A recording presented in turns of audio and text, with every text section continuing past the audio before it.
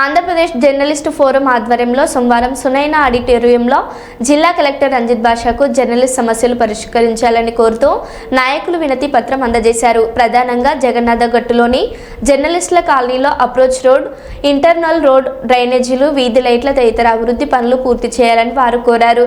Collector సానుకూలంగా స్పందించి సమస్యను పరిష్కరిస్తామని హామీ ఇచ్చారు. అనంతరం కర్నూలు ఎంపీ బస్తిపాటి నాగరాజుకు కర్నూలులోని తన కార్యాలయంలో వినతి పత్రం అందించారు. ఈ కార్యక్రమంలో ఏపీజేఎఫ్ రాష్ట్ర నాయకులు డాక్టర్ కె హరినాథరెడ్డి, మధు సుధాకర్, జిల్లా అధ్యక్ష కార్యదర్శులు రామకృష్ణ, సాయి కుమార్ నాయుడు, నేతలు శ్యామ్లు, ఉరుకుందు రాఘవేంద్ర, మక్బూల్, సుధాకర్ తదితరులు పాల్గొన్నారు.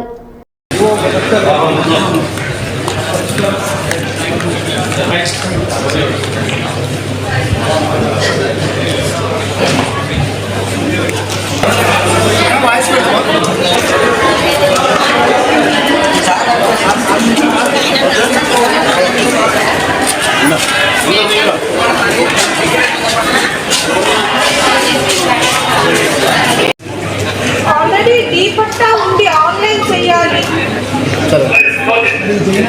రికార్డ్ చెక్ చేయండి ఒకసారి. డీ పట్టా రికార్డ్ ఒకసారి చెక్ చేసి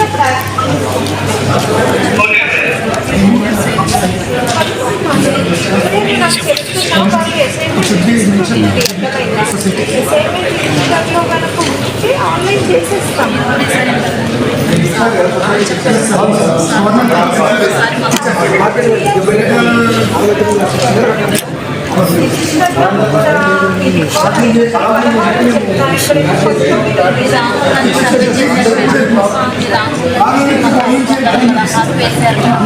ఏపీజేఎఫ్ ఆధ్వర్యంలో జిల్లా కలెక్టర్ రంజిత్ భాష గారిని కలిసి journalist mutual cooperative society Jagannath Gattu స్థలాలపైన ఒక వినతి పత్రం ఇస్తున్నాము.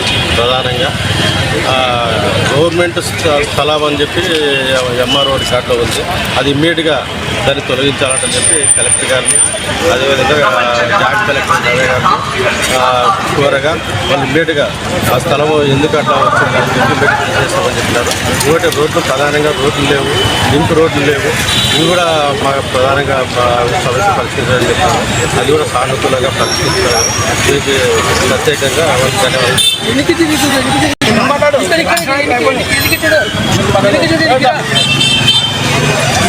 తరఫున మేము ఉదయం జిల్లా కలెక్టర్ గారిని మరియు జాయింట్ కలెక్టర్ గారిని ఈవెంట్స్లో భాగంగా కలవడం జరిగింది.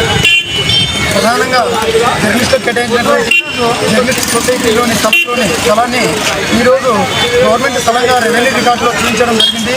అసలు ఇది ఎంతో దారుణమైన పరిస్థితి అంటే, గవర్నమెంట్కి మేము మార్కెట్ వాల్యూ ప్రకారం అమౌంట్ కట్టి అది రిజిస్టర్ చేయించుకొని మళ్ళీ సభ్యులకు అలాట్ చేసి అంతా అయిపోయిన తర్వాత ఈరోజు గవర్నమెంట్ స్థలంగా చూపిస్తారంటే గవర్నమెంట్ అధికారులు ఏ విధంగా లాబింగ్. ఆంధ్రప్రదేశ్ జర్నలిస్ట్ ఫోరం ఆధ్వర్యంలో ఈరోజు జిల్లా కలెక్టర్ గారిని మా టీం కలవడం జరిగింది. ప్రధానంగా సమస్య ఏమంటే, జగన్నాథ్ గట్టు హౌసింగ్ సొసైటీ స్థలంలో రెవెన్యూ రికార్డుల్లో ఆన్లైన్లో గవర్నమెంట్ స్థలంగా చెప్తున్నారు. గతంలో అంటే 2009లో యాక్చువల్గా మా జర్నలిస్టులు దాని మార్కెట్ రేట్ ప్రకారం దాదాపు 70 లక్షల రూపాయలు చెల్లించి దాన్ని మాకు అలాట్మెంట్ చేయడం జరిగింది. ఆ తర్వాత ఫ్లాట్గా విభజించి 254 మందికి కేటాయించడం జరిగింది. అప్పటి నుంచి అది జర్నలిస్టు హౌసింగ్ సొసైటీ స్థలంగా రికార్డులో ఉండేది. అయితే ఈ మధ్యకాలంలో ఆన్లైన్లో మార్పు చేశారు. దాన్ని తక్షణమే మార్పు చేయాలని మేము కలెక్టర్ గారిని కోరడం జరిగింది. కలెక్టర్ గారు స్పందించారు ఈ విషయం పైన. వెంటనే జేసీ గారికి ఈ విషయం పైన పరిశీలన చేసి దాన్ని మార్పు చేయాల్సిందిగా సూచించారు. ఆ తర్వాత అర్హులైన జర్నలిస్టులందరికీ, కొత్త వారికి అంటే నూతనంగా వచ్చిన వారికి ఇళ్ల స్థలాలు ఇవ్వాలని మేము కోరడం జరిగింది. ప్రభుత్వం గతంలో ఎన్నికల ముందు లోకేష్ గారు, తర్వాత చంద్రబాబు నాయుడు గారు మాకు హామీ ఇవ్వడం జరిగింది. అర్హులైన వారందరికీ ఇళ్ల స్థలాలు ఇస్తామని చెప్పారు. దాన్ని అమలు చేయాలని మేము కోరుతున్నాము. అలాగే అర్హులైన జర్నలిస్టులందరికీ అక్రిడేషన్లు ఇవ్వాలి. వాళ్ళతో పాటు సబ్ ఎడిటర్లకు కూడా అక్రిడేషన్లు ఇవ్వాలని మేము కోరాము. ఇంకా మూడవ సమస్య ఏమంటే, జిల్లాలో కానీ రాష్ట్రంలో కానీ జర్నలిస్టుల పైన అనేక చోట్ల దాడులు జరుగుతున్నాయి. ఈ దాడులపైన ప్రత్యేకంగా కమిటీలు వేసి ఆ దాడుల నివారణకు కమిటీలు వేయాలని మేము కోరాము. ఈ విషయాలపైన ప్రధానంగా మేము కలెక్టర్ని కలిసి వినవించాము. ఆయన సానుకూలంగా స్పందించారు కలెక్టర్ గారు.